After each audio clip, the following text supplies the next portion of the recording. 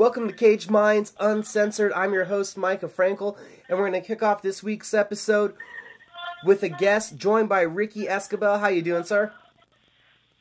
Hey, I'm doing well. Thanks for having me, Micah. Coming off of the win at LFA 28 on short notice against Cameron Miller. So, how short of a notice was this fight? It was about 10-day notice. So, especially, and right after the holidays too, right after Thanksgiving. So, I was binge eating, that's for sure. Were you much heavier than normal going into this one, getting that call? No, I wasn't that much heavier. It was just more so the training wasn't as intense, and the diet was for sure not fight camp diet. Was that hard, cutting down and crashing to 125 so quickly? Surprisingly, this was one of the easiest weight cuts I've ever had, which is weird, right? Like, you would think it'd be hard, but everything went smoothly. I did almost miss weight by 0.01, but other than that, like, I felt great throughout the weight cut. I made weight, everything. I wasn't worried about it, so it was cool. You get the call, you get the email, you get the text message, however the notification was that you got the opportunity. Was there much thought put into taking this fight? No, man. I had accepted it immediately as soon as I saw it. It's just Colin Contrell's LFA matchmaker had contacted Wink to confirm whether or not I'm going to take the fight. But it was too big of an opportunity to miss because I had just a good opportunity. What were your thoughts? What was your reaction to getting the LFA call, that kind of opportunity, Access TV and all? Man, I was really excited, specifically because, I'm not gonna lie, that Mick Maynard kind of had something to do with me getting this fight. So I was really pumped about that. You know, he put a good word in for me. Colin Contrell immediately called me and set everything up, and that's primarily the reason why I took it on such short notice. Because opportunity doesn't knock like this often. This is what you had been looking for. You've talked to me. You've been hungry. You've been wanting to fight. So, what was that initial thought with getting this opportunity? Did you feel blessed right away? Yeah, I felt blessed right away. Every time I see you in the gym, anytime I see you outside of the gym, I'm, joking with you, telling you to contact your people to get me a fight, and I just tell you, you know how hard it's been for me to find a fight and how much I wanted to fight. So even if I wasn't in fight camp, I still train, so I'm still working on things, and it's a blessing, even if it's short notice. As a fighter, you got to take the opportunities you get. Sometimes there are opportunities that you got to deny, but this was an opportunity I was going to take, which was high risk, high reward. I went into the hometown against a tough guy named Cameron Miller, and it's his hometown. He is the favorite. He had a full fight camp. I'm confident in myself and my skills. So, definitely confident in my team. What did you do once you found out for sure this fight's a go? You have 10 days between needing to prepare for a fight, needing to take a look at Cameron Miller, and needing to get that weight off. What do you do with 10 days to prepare for a fight? So, I found out on a Wednesday, found out on, I think, the Wednesday before. Actually, the Tuesday before. So it was Tuesday before. Immediately, I talked to Wink. He approved it. First person I called was Joby, because he's the one who I train with probably the most. probably the most out of anyone. So I talked to him. He told me to take it, and so as soon as I got the approval from Coach Wink, and then got the kind of confidence builder from Joby, I went straight to the gym, did a hard strength and conditioning workout just to see like how hard I can push myself. Push myself as hard as I could. I did fight specific rounds, strength and conditioning, and I, got tired, but I was able to push it hard as if I was in a fight camp, which means this fight was going to be more mental than anything. So immediately that night I did the workout. Then the next day I wrestled, had one last sparring session on Thursday. Well, only one sparring session on Thursday because I didn't spar the week before that. And everything went well, and then I got cut. I got right over my eye. I got cut, which worried the hell out of me. But again, it's a mental thing, right? Like there are little things that may go wrong in fight camp anyway. So this is just one little thing. And but I mean, really, it wasn't much. I did one wrestling practice, one sparring session, did one fight-specific fight simulation with some of the guys at Jackson's, and went and cut weight. Made it sound so simple right there. I wish it was that simple all the time. But, I mean, it really was that simple. How much stressful, but simple. How much time did you and Cameron Else, who was your cornerman for the fight, how much time did you guys put into the game plan? So Cameron and I didn't, we'll train intermittently throughout our time here when he's in town, but I don't put that much time in with him as I'd like to. Him and I we didn't train together until we left on Tuesday morning. Tuesday, I didn't even train with him. I started training with him Wednesday. Yeah, I'm pretty sure it was Wednesday when we were already in Dallas. But the thing is, we went in there specifically drilling, like, he had already watched footage on my guy, I watched footage, Wink gave some instruction and some advice to come up with a game plan. So we focused on that. In the few days leading up to it, we drilled very specific things. And it just so happened that a lot of those positions are the positions I landed in the fight. So whether it was defensive or offensive, it was familiar to me, which was good.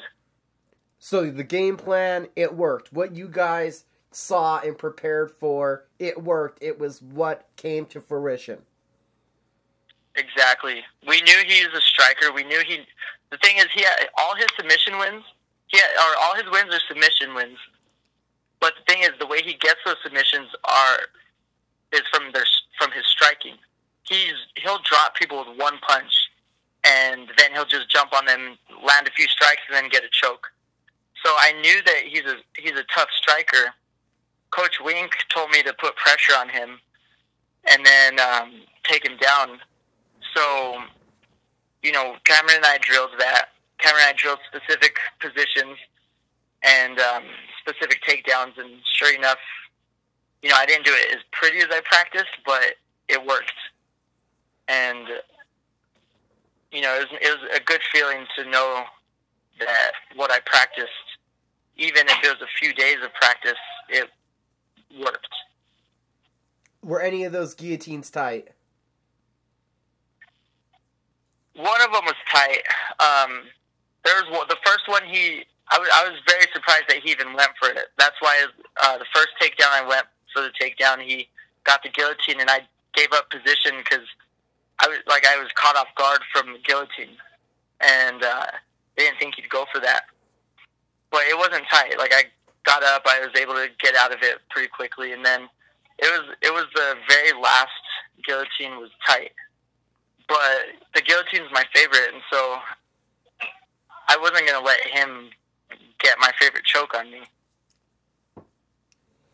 So you found a way to work out of it.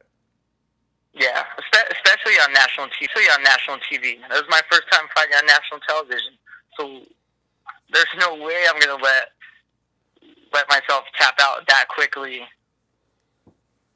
on TV. Were you able to take it in that this was your LFA debut, that you were on Access TV, or did it almost play positive that it was so quick that maybe you couldn't take it all in as much as you'd like? No, they're good. It sucked. Like, it was stressful leading up to the fight because it was such short notice. But I didn't have all that stress from a full fight camp. I didn't have all that mental weight. So even when I was walking into the cage, there was like, I felt nothing. I felt like I was going into a freaking sparring match. And it was just weird because you can even tell the difference when I'm walking out. I'm very calm. I'm just kind of walking. There's really no expression on my face. I'm looking around, trying to take it all in. Whereas, like, all my other walkouts, I run out. I'm jumping. I'm excited. So, you know, it was hard. I didn't take it all in necessarily, or it didn't hit me that hard. But, I mean, it was definitely a fun experience. And now, what are your thoughts being a member of the LFA flyweight division? Oh, it's nice. I look forward to working with them more. And Colin Cantrell already messaged me saying that he's going to give me a full fight camp for my next fight. So I'm hoping I can find something maybe January, February. But, I mean, it's good to know that I'm at least on that roster now. How does 3-0, all 3 wins by submission, how does that feel? It's great, man. I love it. Growing up, you know, I've always wanted to be a professional athlete when I was growing up. So I knocked that off my bucket list, and then to fight on national TV, knocked that off my bucket list. Now I just got to try to see how far I can take it and just train hard and train smart. Especially coming off of, you know, tearing my ACL as an amateur, going through a rough patch, but now as a pro, I'm succeeding. I'm doing well. How much assurity has this given you, taking a challenge like Cameron, who did win his first 3 professional fights too, was very highly touted as a prospect, and you come in on short notice and you get that first round finish? Man, it's nice, especially because Cameron is such a tough guy. You know, because someone had criticized me a while back about some of my previous opponents, but I didn't really have control about who they offered me a fight with. At least now, I took a tough fight, 10 days notice, in the guy's hometown.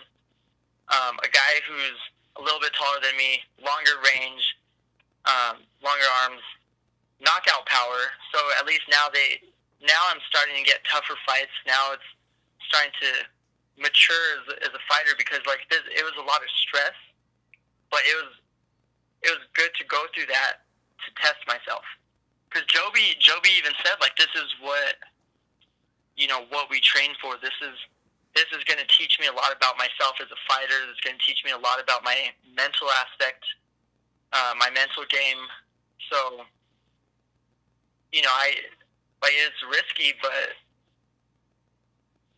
I mean, it's those moments where it's these types of moments with that much impact that can define fighters, right? Like, some people would deny a fight on such short notice against a tough guy, but you know, I'm glad that I was able to have the support, and I was able to have the courage to step up and take it on short notice.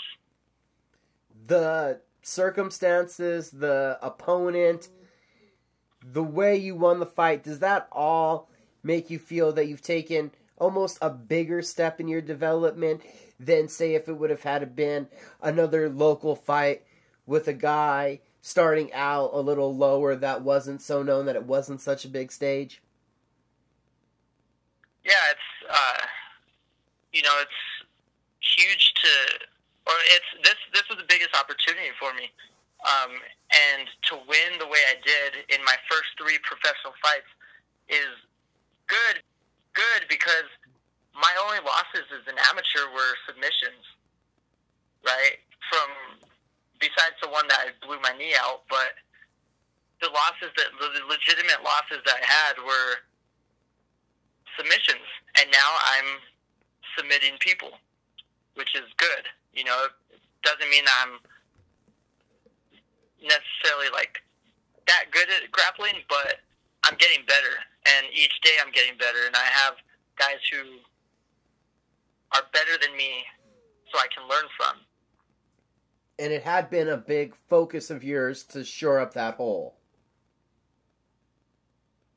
Say that one more time? It had been a big focus of yours to shore up that hole, the submission game. Oh, yeah. I mean, when I fought Jerome, he freaking got me in, like a minute?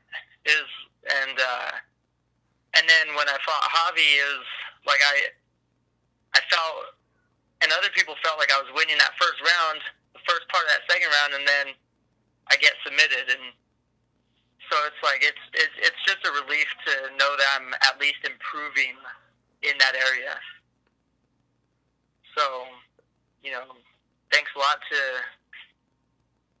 the guys over at, you know, Jackson Wink, Cameron, Joby, Lil John, Andrew Tennyson. Thanks to Russ and Barata and the guys over at Gracie Baja for helping me get better, and the improvements are being shown in my fights.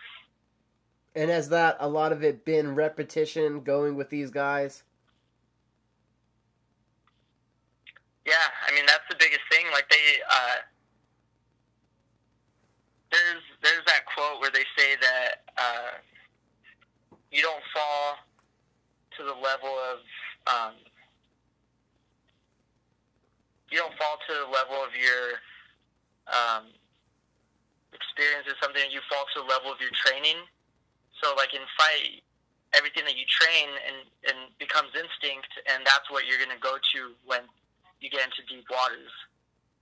So if you don't do the repetitions, then when it gets to deep waters, you're going to be kind of lost and you're going to drown. I mean, I completely screwed that quote up, but I think I got it across. You think you made your point? Kind of, yeah. Hopefully. Also, getting an opportunity like this, does it put a positive spin on the year? You had only gotten one fight. You get another one in here at the end of the year. Did that put a positive spin in to close out 2017?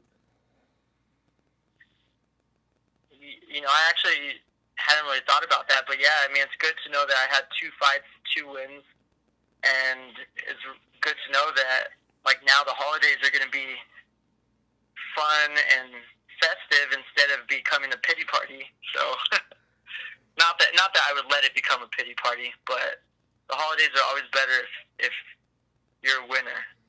Does it make it easier now because you had been so hungry, so striving to get a fight, that's now off your mind?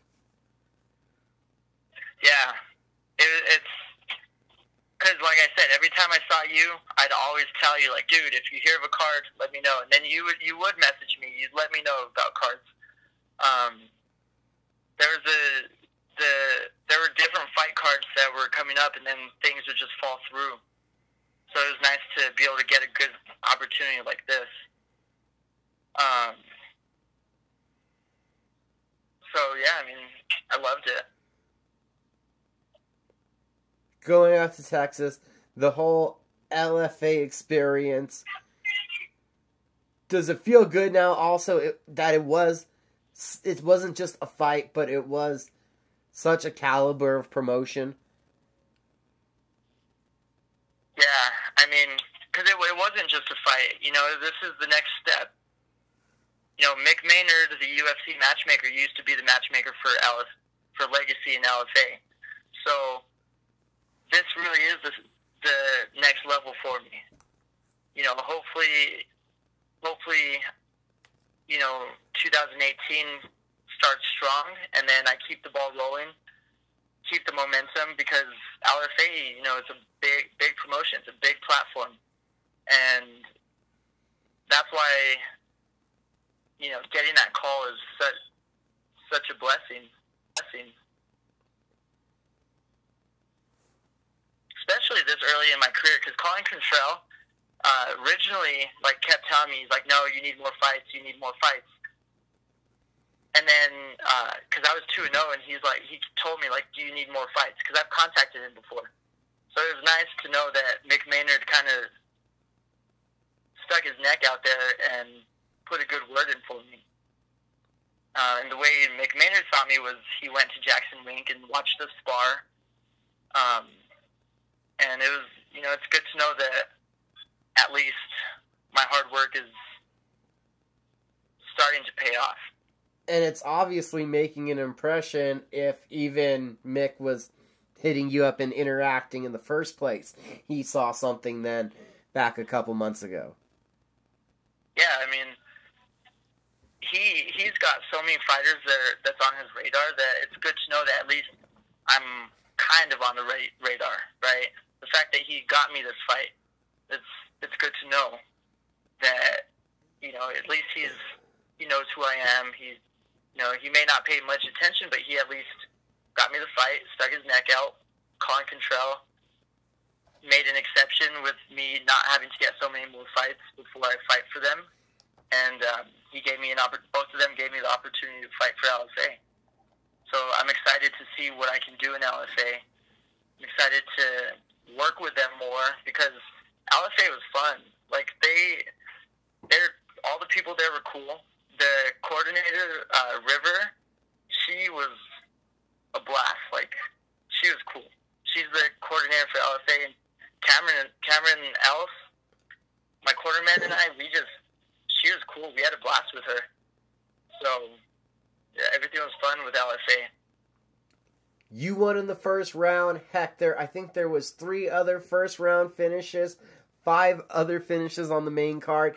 Did you guys watch any of the other action that night? We watched some of the fights. After the fight, we had to run back to the hotel to get something and to change. So by the time we got back, we missed a few fights. But there was Kyle Machado, and there's the other Brazilian, Otavio. Like, we caught some of those fights. We caught the main fights, which was unfortunate that Luis Luna lost. You know, because he was the other guy from New Mexico. It was cool to see, you know, my other teammate Nikolai. He won his fight.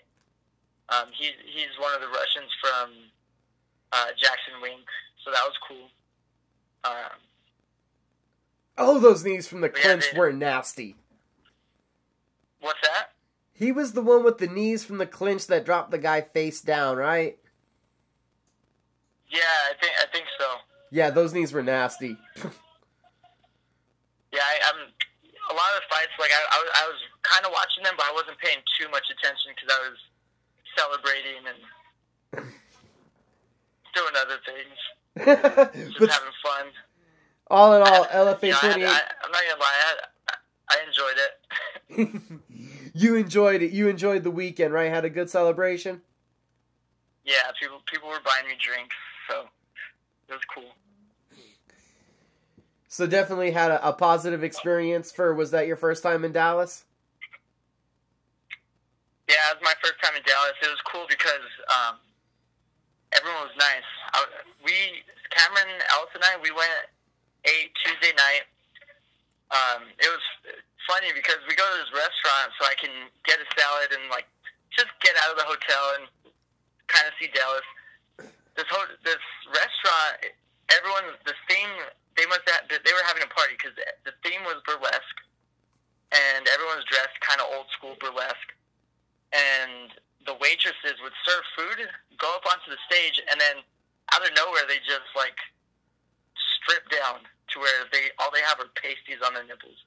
So it was very surprising.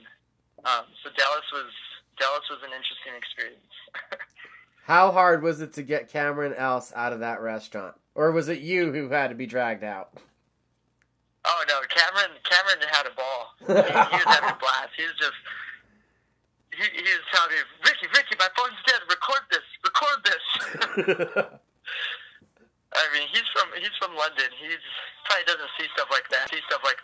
I wasn't used to it, but I didn't care to record it. So there was some obviously then some awesome distractions to keep your mind off of going crazy during fight week. Yeah, it wasn't anything crazy, but it was interesting, that's for sure. But I mean, the weight cut was smooth up until I got on the scale. Somehow I almost missed weight. I don't know how, but I weighed.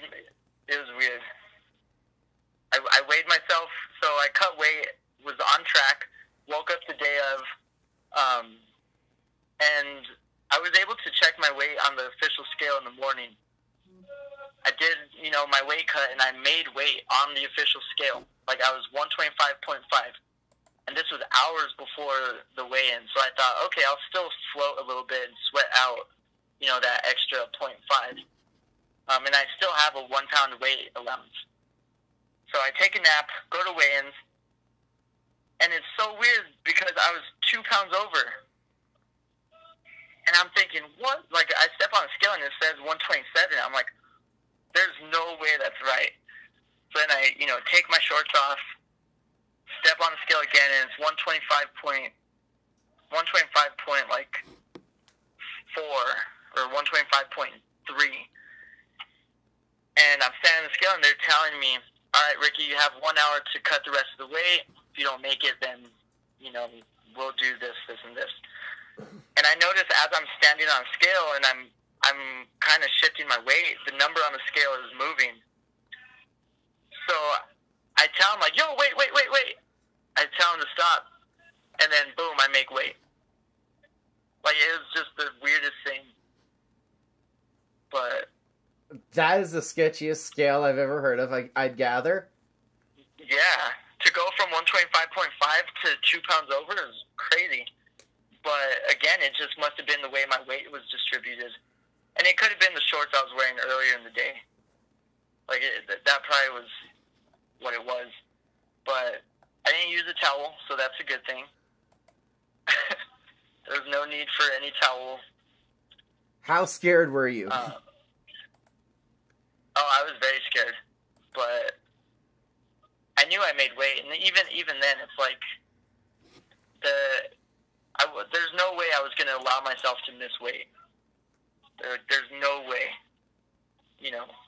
The weight cut went too smoothly to even allow that. And I was still sweating, so when I was doing my weight cut. So even if they gave me the hour, I would have cut it sooner than that. So did you figure out something for this weight cut, as you said it went smoothly up until the scale freaked out, to do for the next camp? Yeah, I mean, the big thing is traveling, because all my fights have been local for the most part, so I'm able to go buy my own groceries, go buy my own stuff, whereas, like, throughout this weight cut, I was going to eat at restaurants. So one of the things that Cameron had explained was some of the food that I was eating probably had more sodium than I needed, or there may have been different things that could have affected it, because you're supposed to cut out sodium closer to the weight cut as you cut out the water. So I was eating like Chick-fil-A to cut weight, so those chicken breasts probably had a ton of sodium. So the next thing I'll probably do is go to a grocery store and just, even if I'm in a hotel, just get my own groceries. That way I don't have to worry about food and all that other stuff. Yeah, that is a different aspect that you don't normally think of, right? Yeah, traveling and cutting weight is different than being where being in your hometown, especially for the rehydration, because I have a very specific rehydration protocol and diet. So trying to find places like Dallas, they probably have a Walmart, but there for sure was no Walmart nearby. So I had to find like some random grocery store that I could get different things to rehydrate with. So that's an interesting. It's just interesting either way for you to go from the fighting on the local scene here, just locally, and then your first fight out of town. It's not just one of these drive up on the day of the weigh-ins. It's a big promotion, so they have you out there for fight week. Yeah, exactly. Like I was out there. I was even there a day extra. They flew me out Tuesday, whereas all the other fighters flew in Wednesday, which was kind of nice because I was able to get used to the place. They set up a shuttle to get me to and from the hotel. Now, I went late not to the fight, but I showed up late to check in and so did one of the other Brazilians, because we come out of the hotel, we're supposed to all meet at 4 p.m. in the lobby. First shuttle goes, and then the lobby people, the concierge says, okay, this is your shuttle. We jump in. The driver asks where we're going. We tell him the bomb factory. And I know the bomb factory is only 6 minutes away from the hotel. But then I'm starting to realize, like, dang, this drive's taking forever. We get to the place. The driver says, all right, you're here. They took us to the completely wrong place, called the Bombshell, which was 30 minutes in the opposite direction. So me and the other fighter are like, yo, this isn't the venue. And they're like, what? You told us the Bombshell. We're like, no, the bomb factory. So then we have to drive 30 minutes back, and then the other 6 minutes back to the actual venue. So we were kind of late for check-in, and it was just little things that could have easily messed me up mentally, but I mean, luckily it didn't. So definitely a learning process on the night. Yeah, definitely a learning process. Dealing with go grocery shopping and be prepared with the weight cut and rehydration, and be very clear about the venue if I'm taking a shuttle. Well, I gotta say, you look back at it, and it has to be positives to laugh off, to have dealt with that stuff, and seeing how you walked out of the night victorious. Oh yeah, there were too many positives, like I said, for those little things to even affect my mindset. Like, there were too many good things going on, right? Like, even if I barely made weight, I'm fighting for LFA. Like, that's a positive in itself. So, I knew it wasn't gonna affect me. Being late, I wasn't my fault. I called the promoter right away. They understood. I knew what time I was going to go on, so there are too many positives to even let those little negatives affect me. Now, what's the goals for 2018 coming up?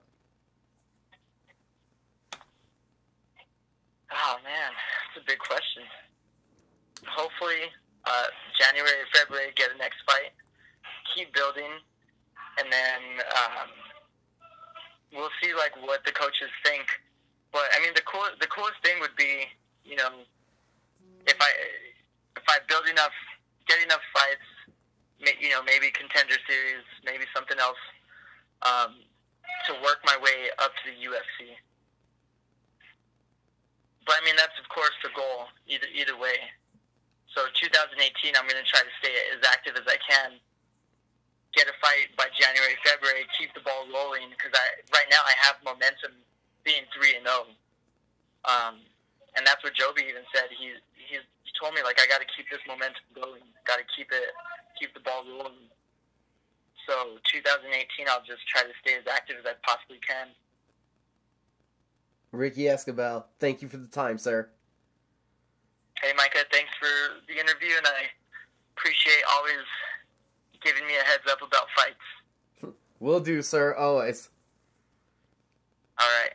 You have a good night. You too. Besides Ricky Esquibel's win at LFA 28, you had a couple other great stoppages. Alonzo Menafield still undefeated in the co-main event, getting the TKO of Octavio Lacerda in the second round. Menafield a little wild, but a big, strong agile athlete, hits hard, learning on the job, a prospect to keep an eye watching out for. Seems to be talk of him going to Bellator or the UFC, possibly coming off of this win. Steven Peterson, the former Legacy FC bantamweight champion, moves up to featherweight, gets back into the win column. A takedown in the second round, advancing to half guard and pounding to victory. In the main event, Damon Jackson showing off some improved hands, landed some good hooks, got the back, and forced in the rear naked choke at the end of the first round to submit Luis Luna. This coming weekend, LFA wraps up 2017 with their 29th event of their first year in Minnesota, the Mystic Lake Casino. You have a main event, Chico Camus and Ricky Simon battling for the bantamweight title. Camus 4-0 since being released from the UFC has showed improved grappling in all 4 of his decision victories. Simon, undefeated in his last 5, 3 straight wins. Started out his career with 4 straight knockouts, coming off of a split decision win on Dana White Contender Series episode 5 with a split decision win over Devon Freelo. Now at LFA 29, you're also going to have Mike Richmond in the co-main event up at lightweight, heavy-handed, former Marine taking on Jeff Peterson. Another contest I'm very intrigued for on that card is Sam Toomer, 11-1, taking on Nate Jennerman, 9-3 at 145 pounds. That's the last event of the year, this year, for LFA. A great year that it's been for the leading feeder to the UFC. But the promotion has already set their sights on and announced what they will be doing next year. LFA kicks off 2018 January 12th in Costa Mesa, California. Welterweights in the main event, Curtis Melender coming off of a big knockout win over Matthew Franco, taking on Nick Barnes.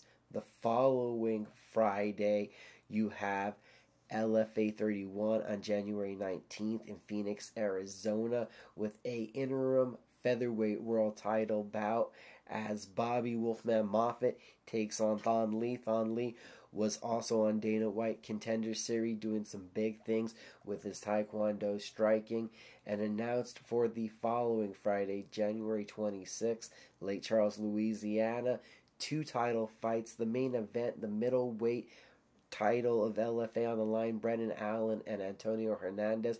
Co-main event, Ryan Spann and UFC vet Alex Nicholson battle for the light heavyweight title. LFA had a great year. LFA planning a huge year for 2018. LFA was not the only event that took place on Friday night. You also had Invicta FC 26 on UFC Fight Pass. Amber Brown, an incredible armbar submission, getting Tessa Simpson out of there in 50 seconds. The takedown, getting swept to her back, and then grabbing that arm like a pit bull with a bone. Kay Henson also gets an armbar in under 90 seconds of Malie Pierce. Mackenzie Dern, not effective with her striking, but tried really hard and was very persistent. Colleen Medeiros, though, could not shake off the tenacity of Dern. The Brazilian-American would eventually get the fight to the ground. Couldn't find the finish in the second round, but in the third round with the Hail Mary, got the takedown, advanced to mount, and took the armbar submission, getting the win with only 15 seconds left in the bout.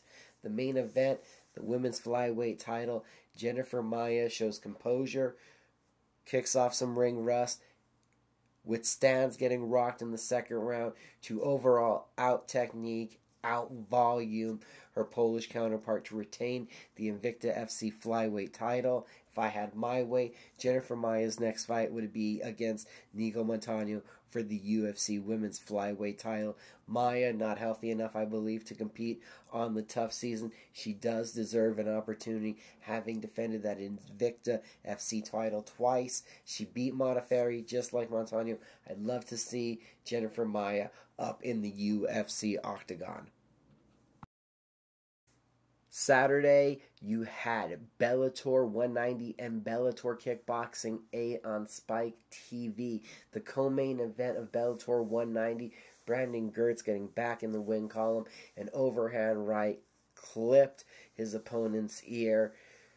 Luka Jalek wanted to get the fight to the ground, kept pressing forward, got clipped with an uppercut and dropped. Ground and pound follow-up, a big win for Gertz, getting back into that win column. Great fights that man puts on. Glad to see Bellator putting him still in featured positions, even with having had 3 losses heading into this one. Rafael Carvalho hopefully is a star globally. I'm not sure if ratings will show how important he is here in America, but the wins over Melvin Manoff built him up, and then what he did Saturday night hopefully took him over the top. Alessio Sakara, I did question the validity of his title shot against Carvalho, and I keep questioning it. Only took 44 seconds for Carvalho to hit Sakara with some big body kicks. A 1-2, the right cross hurt Sakara. Carvalho charged in, flying knee misses, but the follow-up downward striking elbow, a la Matt Brown versus Diego Sanchez. A follow-up from that from a couple weeks ago. A big knockout win for Carvalho. Bring on Gegard Mousasi, the highly sought-after free agent that Bellator brought in. Carvalho, Mousasi, the winner, faces John Salter. The Bellator middleweight division, I can see a path lined up for it, and it's pretty exciting. Bellator Kickboxing 8, you had Gabriel Varga with a nice TKO. You had Hamza Iman pull off the one upset of the card, getting a split decision win over Kevin Ross. Kevin Ross is still the Bellator featherweight champion in kickboxing. He took this fight up a weight class at lightweight. It was great getting to see the presser style of John Wayne Parr. A solid decision victory from Joe Schilling over Philippe Verlinden in a highly contested bout. I don't know why it wasn't a title fight. Raymond Daniels working his straight punches, still being elusive. The Bellator welterweight champion taking a decision victory in a non-title effort there in Italy. Bellator continuing their global expansion as they will do this week. Again, same thing, you got LFA on Friday night with LFA 29. You also have Bellator coming up this weekend. Bellator 191 Newcastle, England. Bellator closing out the year. You have a heavyweight featured fight, UFC vet Philip DeFrays versus MMA vet James Thompson. You have the debut of highly sought after free agent Valerie Letourneau fighting at flyweight against tough vet Kate Jackson. Jackson coming off of a Bellator win over Colleen Schneider. That's going to be a dogfight, not to mention Michael Mayday McDonald, the former UFC title challenger, making his promotional debut after injuries, after financial problems. Mayday looking to make a big impact in the Bellator 135-pound division. That was our Bellator talk. This past weekend, back on track, talking about results. There was still a UFC fight night from Fresno, California. You had Trevin Giles remaining undefeated, taking down a highly respected jiu-jitsu player in Antonio Braga Nieto. Giles got on top and was not in trouble, landing big ground and pound. Good combinations. A very bright future for Trevin Giles. You had Andrei Sukumov back against the wall, 0-2 in the UFC, jumping right back in there, taking on Luke Sanders. Sanders, 10-1, one loss inside of the octagon, had been on that cusp of a top 15 ranking, had been on the cusp against that contendership, had a real good first round, dictating the pace, using his speed and athleticism, landing his strikes, getting out of the way of the counters. Sukumov being too reserved, looking for the counters, until he lands a big right hook and is able to follow up with ground and pound, getting Sanders out of there 1 minute and 6 seconds into the second round. A huge win for the Asian sensation in a battle of former LFA middleweight champions. Eric Anders, the former Alabama linebacker, continues to impress me. Put the pressure on Marcus Pettis. A vicious left hand, landed some big shots, big knees, got takedowns when he needed to, and solid ground and pound. Your boy Eric Anders in the win column and still undefeated. Marlon Moraes, a knockout of the year candidate, perfectly timing the shot of Aljamain Sterling, and Sterling fully eats the knee, goes to sleep. Marlon Moraes in a UFC top 10 bantamweight division that is very interesting, really getting himself in a foothold there. A split decision loss to Rafael Sansa, the split decision win over John Dodson, and then the emphatic finish here over Moraes, finishing Sterling. The WSOF former champion has not disappointed with what he's done inside of the octagon. And very interesting to see where he goes from now. Could you see Moraes fighting the winner possibly of John Lineker, who is fighting Jimmy Rivera, replacing an injured Dominic Cruz? Also, where does Garbrandt go? Dillashaw obviously going to go challenge Mighty Mouse. Marlon Moraes right in the thick of things at 135 pounds. The 145-pound division showcased in the main event, Cub Swanson, Brian Ortega. Could the winner get the next title shot? All depends on Frankie Edgar. But as for Fight Night, what they could control, Swanson came out looking to work his strikes. A good job of protecting high was Ortega. Swanson was digging to the body with powerful shots, found the head a couple times. Ortega wore them well. Towards the end of the first round, Ortega saw a little bit of neck, jumps on a Darish choke, is unable to find the finish, but put Swanson in an uneasy, threatening situation at the end of the first round. The second round, Ortega, after a minute, decided he needed to move forward, needed to become the aggressor. Forced Swanson back to the cage, was unable to get a takedown, but in Swanson trying to disengage from the clinch that they were in, again his head went down slightly, and Ortega, whose belt is as black as they come in Brazilian Jiu-Jitsu, jumps all over the neck, and with one adjustment forces the submission. Swanson violently tapping out. 5-0 inside of the octagon, wins over Swanson, Guida, Tavares, Moicano. No win over a fighter lower than the top 20 rank inside of the octagon. Brian Ortega, T-City, incredibly impressive. If it was up to me, I want Ortega versus Holloway, but it seems that everything points to Frankie Edgar is healthy enough that Holloway will fight Edgar next, and Ortega could wait around for the winner. This coming weekend, though, you do have UFC on Fox 26, where a 3-fight win streak is what could be ahead of Ricardo Lamas if he's able to take out his short-notice replacement opponent, Josh Emmett, who is replacing Jose Aldo, who fought Max Holloway to no avail. So could Ortega have a Lamas in his future? That's a possibility. Could an Ortega have a Chung Dong Sung, the Korean Zombie, in his future? That's a possibility. I'd like to see Ortega be able to sit on the sidelines and wait for the winner of Edgar Holloway. I think he's earned that 5 stoppages inside of the octagon. I mentioned LFA and Bellator this Friday night. Also, UFC Fight Pass has Tian FC 47 from Fort Lauderdale, Florida.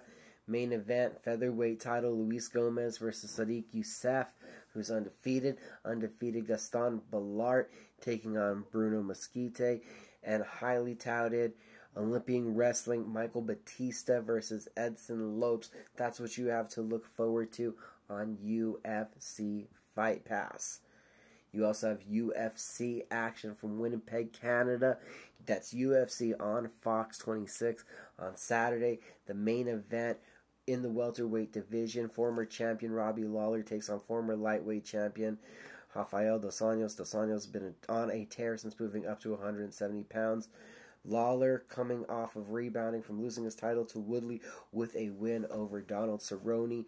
There's been some chinks in the armor seen from Lawler, some luster put on the shine of that warrior armor that he wears. You wonder, can Dos Anjos sustain the power punching, the aggressiveness of Lawler? Can Lawler bring that out? Dos Anjos will be looking to put the pressure on, looking to hit the takedowns and implement his Brazilian Jiu-Jitsu game always willing to throw the leg kicks and his punches to get on the inside.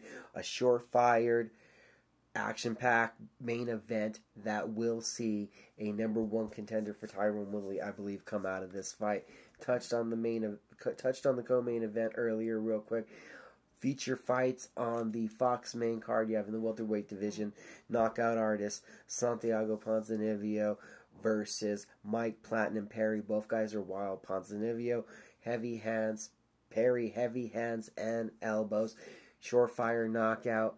Opening that main card up, you have light heavyweights Glover Teixeira and Misha Serkinov. Serkinov was on a roll until Volkan Ozdemir. Both guys, Teixeira, Serkinov, heavy-handed, solid wrestling games. It's going to come down to creativity. I think it comes down to Serkinov, even though he's coming off of a loss, has a little more hype, a little more oomph behind him. Some other interesting matchups. Julian Marquez, coming off of a huge performance on Dana White Contender Series, makes his official Octagon debut against Darian Stewart. You also have former Tough winner Chad Laprise taking on Buffando, who's coming off of a huge knockout victory in his debut. John McDessie, still a technical kickboxer. He's taking on aggressive athlete Abel Trujillo. I can see some fireworks coming in that one. Talking about a lot of potential. Jordan Meehan, Eric Silva have both failed to capitalize on it, but one has to get into the win column. Will it be the more technical Meehan, or could it be the explosive Silva? They are the feature prelim on the early Fight Pass prelim card. So that's what the UFC has for you Saturday in Winnipeg. A very nice little card. A couple fights I didn't mention there, but I'm looking forward to what I'm going to be watching Saturday for a card that starts off, I believe, 2 p.m. here for us in the Mountain Time. I believe that you're getting the main card on somewhere around 6 p.m. So an early start time for those UFC on Fox events, which gives you more than enough time to get back on Fight Pass after the Fox event to watch Victory Fighting Championships 59, 2 title fights, Rufus Stotts and Arnold Brennan for the 135-pound bantamweight title, and 50-fight vet Victor Moreno taking on Yuri Villafort for the welterweight title. Not to mention undefeated Elias Garcia, another talented bantamweight on that card. A big weekend of action behind us. A big weekend of action ahead of us. Some news and notes on the UFC side. Georges St. Pierre has vacated the middleweight title. We can Phil played out.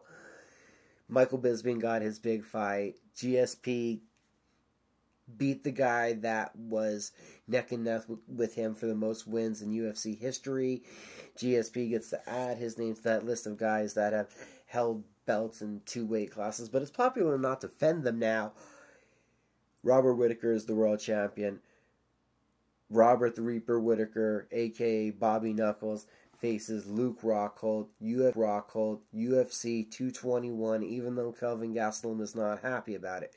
UFC 220, official main event, Stipe Miocic defending against Francis Ngannou, and don't forget the co-main event is Daniel Cormier versus Volkan Ozdemir with the light heavyweight title on the line. UFC stacking up the 220 card because that's the night they go head-to-head with Bellator from the forum, where Bellator was bringing us Rory McDonald and Douglas Lima, along with Chael Sonnen versus Quinton Rampage Jackson. My other guest joining me this week, we have Andreas the Bullet Quintana. How you doing, sir? I'm great. Coming off an easy victory, one of the easiest victories of my Combate America's career. Now, I have yet to see the full fight. I've seen highlights, but it looked like you beat his body up, got him to the ground, and got the submission, the rear naked choke. How'd the fight play out? It went good. But just like you said, I came out, socked his ass up. I rocked him a few times. The clinch was really key to me. I'd Muay Thai clinch him, and I'd throw some hard knees, and he'd try and block those, and I'd come back up with elbows while his hands were down. And he just kept on. He didn't want to stand up really and fight with me. just like everyone, so he kept on trying to clinch me and push me against the fence, because obviously he's scared. And I took the ground to the fight, because I had double underhooks, and I'm a well-versed fighter, and I could win the fight anywhere. Where do you chalk up getting your first submission victory as a pro? It don't matter how I win. Like I said before in other interviews, as long as I win, I don't care how it comes. You know, I prefer to get a stoppage. Either way, submission, TKO, knockout, it don't matter to me, as long as I'm getting paid. Well, did you feel it made a better statement than your previous 2 Combate wins came by decision? Yes, I do. I do, and I feel like I'm the top 45er in Combate by far. I mean, everyone's leaving my weight class. Everyone's scared to even stay in my weight class, either going down in weight or they're leaving Combate altogether to go compete for other organizations. Now, I saw the stat. You also racked up your 3rd Combate featherweight win, so you're the leader in the division now in wins. You could just tell us, have they told you yet you're getting the title fight? Is it about time? I would think I'm getting a title fight, but we're actually renegotiating my contract at this time and point, you know, because I'm sure they want me to stay for the long run, and I'm interested about them dollar signs. So right now we're looking kind of at talks of a contract extension? Yeah, I don't know if it's going to be extension. More than likely it will be extension, but more money, that's what we're talking about, is the money. Money talks. Money talks, and you feel like obviously you've put together the kind of performance that's worthy of a payday, as we've seen now Combate wanting to come out in the forefront and throw some big dollars around. Yes, sir. Yes, sir. I mean, I beat the 35-pound Copa Combate champ, so, I mean, what does that put me? You know, I beat all their top featherweights. They've thrown the best featherweights that they've had at me, and I've taken them all out. And now they're struggling to find people to fight me. They're having to bring people from outside of the organization and sign them to one-fight deals so they could come in and get beat up by me. Does that give you a sense of pride that they're having to go on such a search to find people willing to get in that cage with you? Honestly, this has been, you know, the majority of my career. Even Bellator was having a difficult time finding me fights, you know. So I'm pretty much used to it, but I give props to whoever steps up. I mean, Ray Trill stepped up. You know, I played a lot of psychological warfare with him, but it's just how it is, you know, part of the game. And you're either on top of the game or you're not. How big a part of the game and of your game is the psychological warfare, and how much do you think it works? This fight, it worked really good, because I feel like I hit a lot of tender spots, but you know, nothing personal, but to me, I was speaking the truth. And even wrote on his Facebook, I believe, that I really got under his skin and he didn't fight to his full potential as he claims. But you know, I'm a professional athlete, and if someone did that to me, I feel like it wouldn't affect me, and I'd still go in there and fight smart. And that just goes to show how great my coaching staff is, you know, making sure that I'm ready in every aspect of the game, not just physically, you know. Could you feel that Ray had that extra animosity towards you? Oh, guaranteed, because I poked and prodded at him a lot. Every single chance I got, I'd see him, they'd be calling his name, I'd yell out to everyone, I was like, he's scared, check Houston, he probably went back home. You know, just playing with them. Now where do you go? Now, what do you want next? Now, I don't even care if it's a title fight. As long as I'm getting paid what I deserve, I feel like we're good to go everywhere. I mean, obviously a title fight's going to bring me more money, you know, so I'm good wherever it goes. As long as I'm getting compensated as I'm supposed to. And then to that, we always talk about that you have more skills than people have seen. How much more do you feel you opened up at Combate 19? You know, I opened up as much as I needed to. I'm always trying new things in the gym. I'm always evolving. I'm always trying to learn. But everyone just seeing my ground game is pretty steep, pretty deep. I went from a big takedown right into side control. I went to knee on belly. He tried to counter that by sitting up. I went straight to mount. I had every counter I had a counter for every counter that he had for me.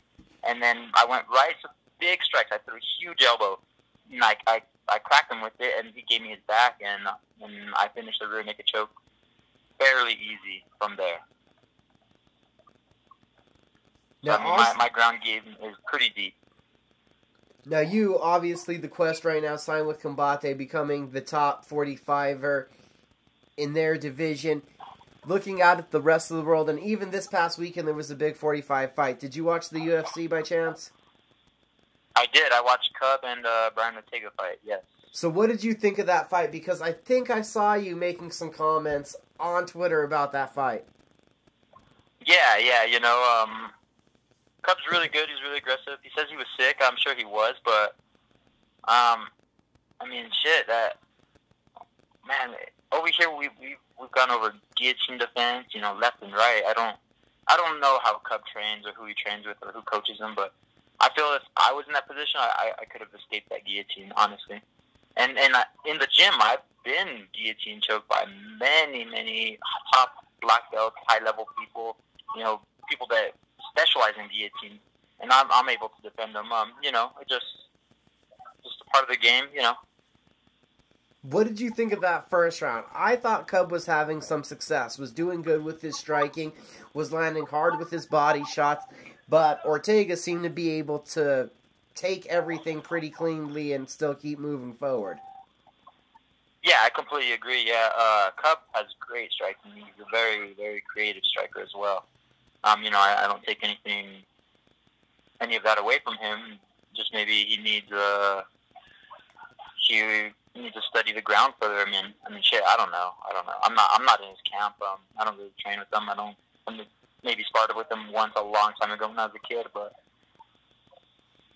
What do you see? Yeah, I feel like I'm well versed.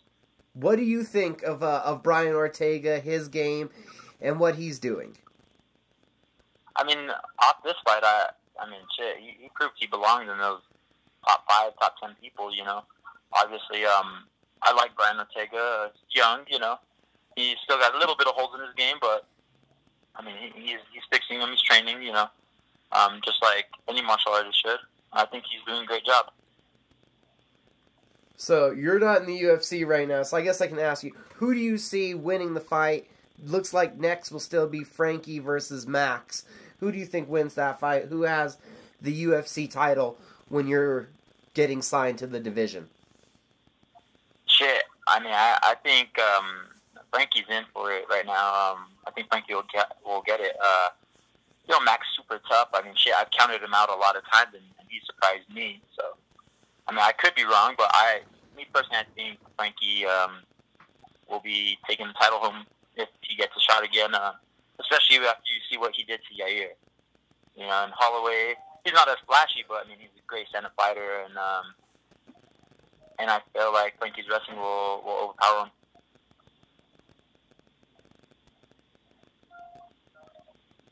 So, where would that be a big fight for you? Where would that rank for you? Would Frankie Edgar kind of be the biggest fight possible for you, or would there be another legend that you would be more honored, I guess, to step in the cage with and trade skills with? Honestly, when I was growing up, when I was first starting MMA, I watched Aldo a lot. I really idolized him to an extent, you know. Yeah, his stock's fallen a little bit, but, you know, I'd still like to go in there and test myself against him, you know. But if I was in the UFC right now, the person I'd like to fight is whoever has the belt, you know. That's just how it is. That's why I went with the legend, because I figured the belt, the money, that has got to drive the motivation, right? Yeah, but yeah, I would love to fight Aldo. Just, you know, I grew up watching him, you know, and just to be able to share the cage with him would be an honor. Now, also, I've said this before, and I've wanted to ask you about what happens on Twitter, because I swear we get a little more of the the bullet out there on Twitter. So we almost touched with that because you said that you felt that Ortega was legit. I know that you thought Cub could have got out of that guillotine, and I know you've referenced that before. What do you think have been some of your best Twitter quotes off the top of your head? Man, honestly, I don't even know. I just tweet what I feel at the time in the moment. Yeah. I just speak what's on my mind, and it's like I talk to the media, and like I kind of do have a filter, you know, just because it's the media, you know. I'm not really myself as much as I am on Twitter or if you know me in person, yeah. But I think I'm pretty funny and pretty outspoken, especially behind the scenes in the fight. I don't get on the mic too much, but if you're in the back with me, and you'll catch me saying some pretty vulgar stuff. or also there's this pimp out of Andres Quintana that you don't see, because all of a sudden you'll go down his Twitter line and there's Fight Week and there's this, or there's Floyd Mayweather, and there's do this and I might just wife you.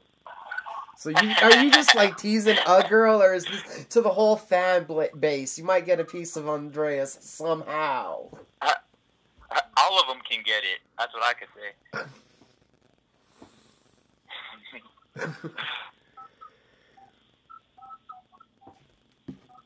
So tell us about the gym right now. I know that you guys have moved locations. What have you thought of the new gym, the new environment for Latrell Yee MMA? Oh, the gym's great. You know, we got a lot more space. We're bringing some killers from everywhere. Our girls team has freaking grown a ton. You know, we have some killers out. My teammate Amber Brown just won this weekend. I believe Friday night. You know, and we got some killers in already. So I'm super excited. Our mat area is so much bigger. We got the cage inside. We're looking to get a full cage. We got weight area. We got a boxing ring in here now, and you know, you guys know how much I love to work my hands. So hopefully we're getting in Sergio into the gym soon. So we've been working on a ton of different things. Is that actually still looking on track? That's going to be another interesting aspect if you guys are able to incorporate having a full-time boxing coach going along with Chris's grappling and Ray's Muay Thai. Yeah, I mean, you guys obviously saw, if you guys watched my fight, you guys saw Sergio in my corner. I worked with him full camp. He was a great help, and I would love to have him in here. It'd be great. You know, I felt like I had one of the most complete corners I've had in a while with Coach Latrell, Coach Ray, and Coach Sergio. You know, and everyone was able to give me advice at the end of the first round, and it was perfect. I was super happy. He was my corner. And then, what did you think watching Invicta, seeing Amber pull off that armbar? Adjusted was like a dog with a bone until she got it. Amber's a gangster, and I was just super proud of her. You know, I was watching, you know, with my eyes wide open on my phone. I was really excited for that. And then I believe also on the Invicta side that it's Fernanda. She just got signed. I believe it was announced this week. Did Cynthia get signed? No. Fernanda. Fernanda. Yeah. Fernanda did. Yeah. Oh man, there's a little spoiler. You guys didn't hear it from me. Oh wow. Okay. We don't edit things, but that'll be interesting if that is official. So, what aspect has that done to you guys as a group? Because there was a while ago where Steven, you, Jordan, Kevin, there was this hardcore group, and now it's transformed, adding in this different touch because the females bringing in the straw weights, the 105ers. How is that done to the group? It doesn't affect me too much. I try and help them out as much as I can, you know. I feel like I have a wealth of knowledge that I can share with them, and I'd like to be a team leader and help out my teammates, obviously. But you know, training wise, it doesn't really affect me too much. I just got to make sure I'm on top of my shit, and I know what I'm telling them is right. You know, so it just keeps me on my A game. So, okay, while I was keeping Andreas talking, I went down his Twitter timeline to try to find more gold, and let me think. I ain't drunk, I just text badly, so are we going with that's fact? Yeah, that's actually a really, really true fact. I will be texting without even looking, and I'll send it, and like, I won't even know what I said. Like, some girl will tell me, like, what did you just say? I was like, oh shit, I'm sorry, I swear I'm not drunk. I just text badly. And then we have some channeling your inner Lil Wayne here. I don't go around fire expecting not to sweat. Yep. Well, man, I'm a hot commodity right now, and everyone's you know, gunning for me, and I'm trying to face the most dangerous motherfuckers in my division, and I'm expecting to go in and I'm expecting to have a war, but sometimes it don't happen. But if there's enough fire around here, I'm willing to sweat. Are you out of your mind? This couch, this TV, this whole house is mine? I just feel like I'm the king of everywhere I go, and I run shit, basically. So what you're saying is we can read more into these messages we find on your Twitter machine. We just have to get on that level to understand what's going through Andreas' mind. All you got to do is put yourself in a pimp's shoes. In a pimp's shoes. So how do you develop into running this game, taking over? Shit, man. You just follow my blueprint. You go in there, you rack up some wins, and you act like you own everything, and eventually you do. I've been in this game a long time. I've been fighting since I was 12 years old, so I more than deserve this shit. Having been in the ring, in the cage, in combat sports for so long, what kind of composure then, talking about going around fire and not sweating, what kind of composure and thick skin do you develop with all that experience? Man, it's priceless. People are so scared. I know they're so scared whenever they walk out, because when I was a kid, I was a bag full of nervous jitters just on little smokers, you know, nothing big, you know, and then I have like 60, 70 fights or so, professional, amateur, everything, and I go in there and I have the cameras in my face, and I got the crowd yelling at me, and everyone's hands coming out, touching me as I walk down that aisle, and it's like another day in the office, ordinary to me, and that's what I expect. Talking about young days with you, do you Google yourself? The only time I really Google myself is to see my upcoming fights, or see predictions, or look for a fight on the internet, if it's even there. I don't really Google myself, like, I don't really research myself too much, because I know there's not too much footage out there on me, so it doesn't even bother me. Just to go looking you up again, obviously, because I was going to be talking to you, looking at Tapology, looking at Sherdog, it's amazing to think how long you've been in the fight game, because you're such a baby in the profile photos they have for you in both of them. Right. And those profiles are wrong, too. I've been fighting since I was MMA, since I was 16 years old. They don't have any of my amateur fights recorded, and I went 11-4 as an amateur, and I was fighting at 16, and I think I turned pro at 19. So I have a whole bunch of fights that aren't even on there, and then my boxing as well. I'm not even sure if you can find my boxing record up there. I'm pretty sure we can't find your MMA record, because it sounds like I don't know if it was legal. No, it wasn't legal. I was 18 for 3 damn years. That is interesting. You were 18. You know, I'm pretty sure some people would pay for that trick. Man, it's been one hell of a life. And you're continuing. So, what are some of the goals that Andres Quintana has while he's continuing this fight path? You know, I want to go out there and be the best fighter I can, and I don't want to be forgotten, and I want to be written down in history as one of the best fighters ever. And I think I'm well on my way to that, because a lot of people I talk to, they're like, oh, you could easily beat half the people in the UFC right now at 145. I was like, yeah, trust me, I know. Speaking of that, actually, just made me think of it. We talked about the main event from this past weekend's UFC, but I was wondering if you had any thoughts on the co-main event, Gabriel Benitez and Jason Knight. I actually did not see that fight. I actually missed that fight. I was actually at a club in Phoenix.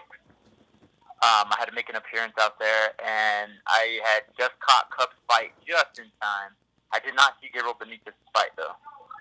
Oh, okay. See, there was another featherweight fight. I wanted to ask you what you had thought about it. I know who Gabriel Benitez is. I fought on some of the same cards as him. Me and him are pretty cool, but I didn't know he was fighting, to be honest, and I haven't heard of him fighting, as of lately. And that's why I was wondering what you were going to say, because he actually beat Knight, and Knight was ranked number 15 in the world, supposedly. Like I said, I'm top 10 easy. And then, do you watch Bellator to look at their division? I don't. I really don't. I don't really see myself re-signing with them because I've been with them in the past, but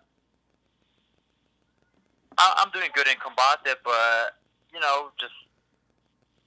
I'm not too worried about the 45ers. There's like the top 3 guys in Bellator that are all scrapping with each other, but other than that, I don't really see too much of a threat.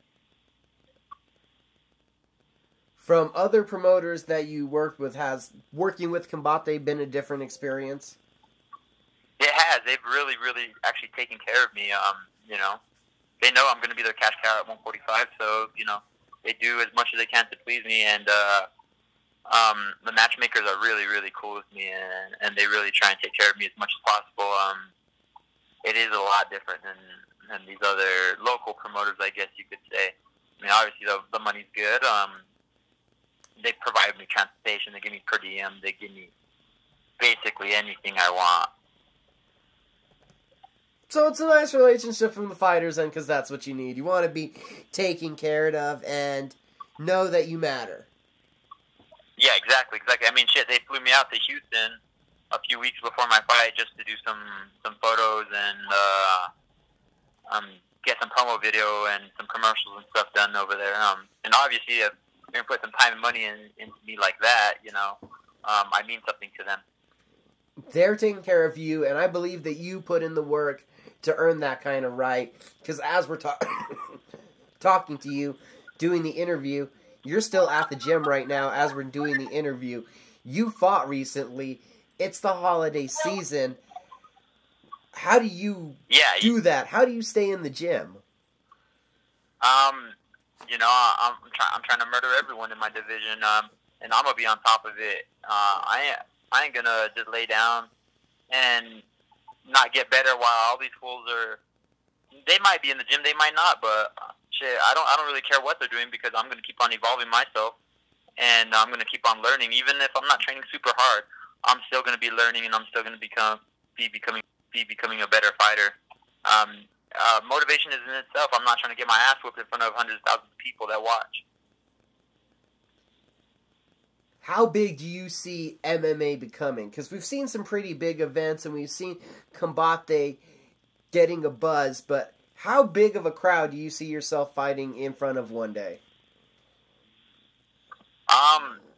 It just depends where Combate goes. I've already fought in some pretty big crowds. Obviously I fought in Bellator, Combate, the Ultimate Fighter wasn't a big crowd because, I mean, it's obviously closed, but, I mean, hundreds of thousands of people have seen me fight, and they've got to know who I am.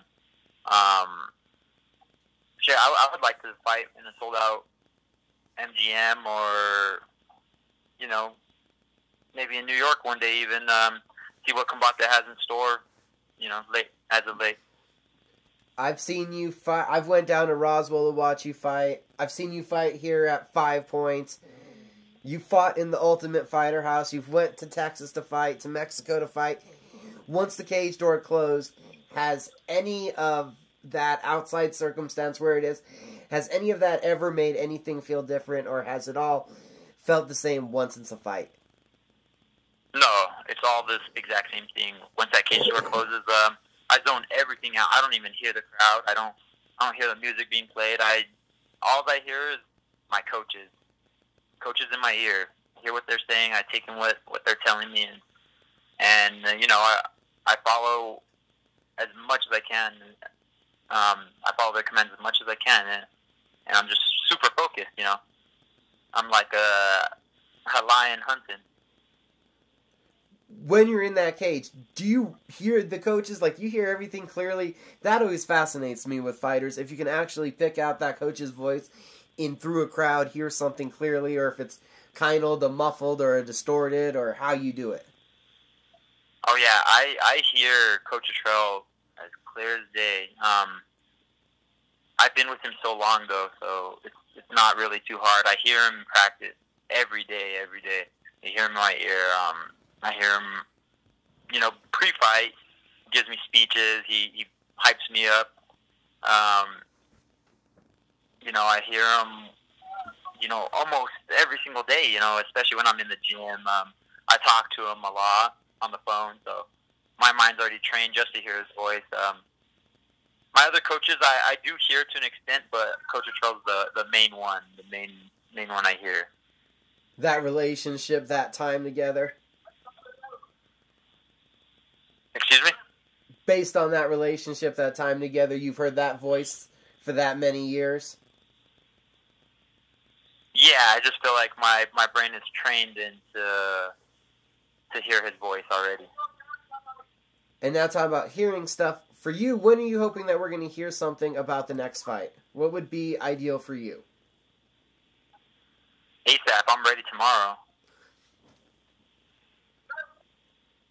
So if they had something, you're ready, no exact plan, just want to get back to the action? Yeah, honestly, I would like to fight as soon as possible, but they're going to have to pump out that contract a little faster if I'm going to be stepping in the cage, you know, within the next month or two. But I'm sure they're going to take their time on getting me another fight. Not too long, but a couple, 2-3 months maybe. Do you expect it to be anybody on the current roster, or you think it's still a opponent search abroad? No, they're all scared. Andreas Quintana, thank you for joining me this week. As always, sir, a pleasure talking to you. Thank you, Mike. Appreciate it. And on the local side of things, I must mention that at the King of the Cage Amateur World Championships this past Saturday, Force of One in Clovis had a strong showing. Chris Cortez, Nico Nathan, both walking away with their hands raised. And in the popularity contest fan vote, Nico Nathan did earn himself a $25,000 King of the Cage contract. So a shout out and a congratulations to Nico Nathan and Chris Cortez. Can't wait to see what both of them do as they're starting off their pro runs. Again, it was fun getting to talk to Ricky Esquibel. Fun talking to Andreas the Bullet Quintana. Thank you, everybody, for listening. Keep up with Cage Minds at cageminds.com. Cage Minds Combat Sports News on Facebook. Cage Minds MMA on Twitter and Instagram. A shout out to Mac10, that's MMA CK10. Edwin Ruiz, thank you for all your support. Thank you, everybody, for listening.